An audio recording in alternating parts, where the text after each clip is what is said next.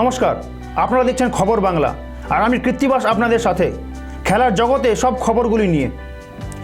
গতকাল এমসি চিদম্বরম স্টেডিয়ামে জাঁকজমকপূর্ণ আলোকসজ্জার মধ্যে দিয়ে শুরু হয়ে গেল বিশ্ব ক্রিকেট ইতিহাস সবথেকে বড় লিগ। প্রথম ম্যাচেই মুখোমুখি সিএসকের ধনী বাহিনী বনাম রয়্যাল চ্যালেঞ্জার্স ব্যাঙ্গালোর। শুরু হয়ে গেল ভারত তথা বিশ্বের সবথেকে বড় ক্রিকেট লিগ।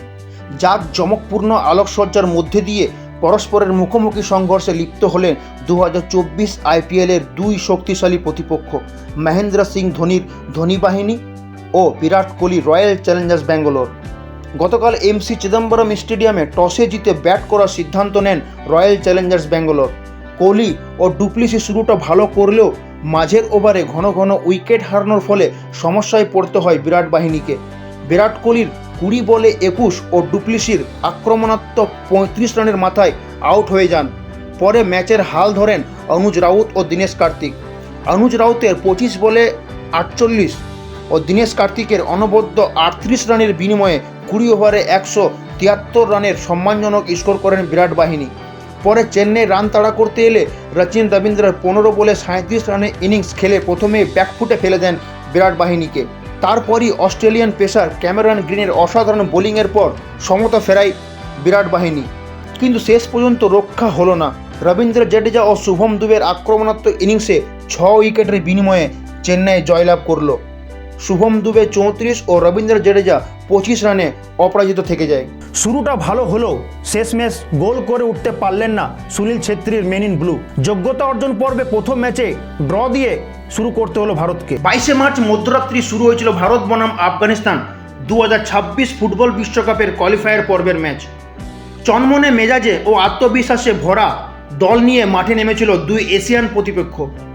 দুই দলেই পূর্ণ শক্তি প্রদর্শনের মধ্যে দিয়ে খেলা চালিয়ে যায়।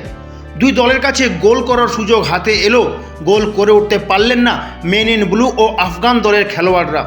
তবে এই খেলায় গুরুত্ব এতটাই বেশি ছিল যে মেন ইন ব্লুকে মাঠ ছাড়তে হলো বিনা পয়েন্টে। আর এই নিয়ে প্রশ্ন উঠতে শুরু করলো জাতীয় দলের কোচকে নিয়ে। কারণ একটাই, শুরুটা ভালো করলেও গোল করে উঠতে পারলেন না সুনীল ছেত্রীর দল। তবে নজর কেড়েছে বাংলার একমাত্র মুখ শুভাশিস বসু। তার একটি হেড ভারতীয় ফুটবল সমর্থকদের মনে গোলের একটা আশা জাগিয়েছিলেন, কিন্তু সেই গোলটা গোলপোস্টের বাইরে দিয়ে বেরিয়ে যায়। যাই হোক, এই ম্যাচটা ভারতীয় ফুটবলারদের জন্য একটা হতাশাজনক ম্যাচ হয়ে থাকবে।